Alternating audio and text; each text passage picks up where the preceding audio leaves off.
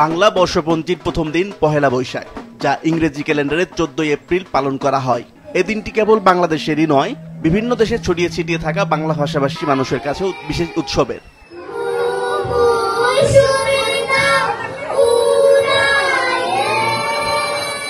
তবে বাংলাদেশ নয়, এশিয়ার আরো কয়েকটি দেশে 14 এপ্রিল নতুন বর্ষ পালন করা হয়। এর মধ্যে ভারতের কয়েকটি রাজ্য ছাড়াও Myanmar, Nepal, Thailand, Sri Lanka, Cambodia এবং লাওস অন্যতম।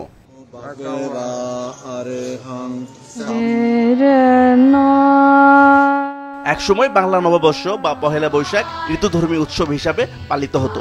এখন যেমন বাংলা নতুন বছরের শুরুর দিনটি একটি সর্বজনীন উৎসবে পরিণত হয়েছে, একসময় তেমনটি ছিল না। ইতিহাসবিদদের হিসাব অনুযায়ী 1556 সাল থেকে বাংলা সনের প্রবর্তন করা হয়। মুঘল সম্রাট জালালউদ্দিন মোহাম্মদ আকবর খাজনা আদায়ের সুবিধার্থে তার সভার জ্যোতির্বিদ আমির ফতুল্লাহ সিরাজির সহযোগিতায় তারিখ-ই-ইলাহি নামে নতুন একটি বছর গণনার পদ্ধতি চালু করেন। তবে বাংলা সন শূন্য থেকে শুরু হয়নি। যে বছর বাংলা সনের প্রবর্তন করা হয় সে বছর হিজরি সন ছিল 923। সে অনুযায়ী সম্রাটের নির্দেশে প্রবর্তনের বছরেই 923 বছর বয়স নিয়ে যাত্রা শুরু করে বাংলা সনের। মিয়ানমারের নববর্ষকে স্থানীয়ভাবে থিয়াং বলা হয়। বার্মিজ ভাষায় এর অর্থ হলো পরিবর্তন বা এক জায়গা থেকে অন্য জায়গায় স্থানান্তর। এই দিনটিতে থিয়াং উৎসব, যেখানে পানি উৎসব হয়।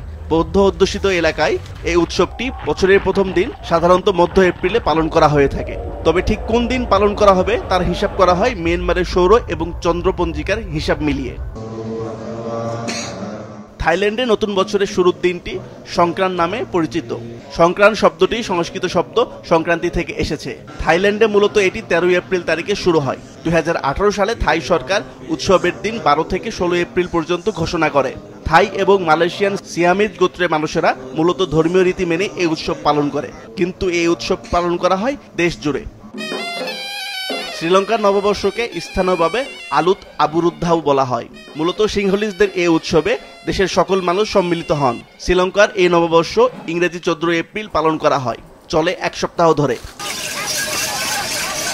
বর্ষবরণে গরুর দৌড়ের মতো ঐতিহ্যবাহী প্রতিযোগিতা অনুষ্ঠিত হয়। কম্বোডিয়াতে 14 এপ্রিল পালন করা হয় দেশটির নববর্ষ। দেশটিতে এই দিনটিকে বলা হয় চৌল সানাম থামাই, এর মানে নতুন বছরে প্রবেশ করা।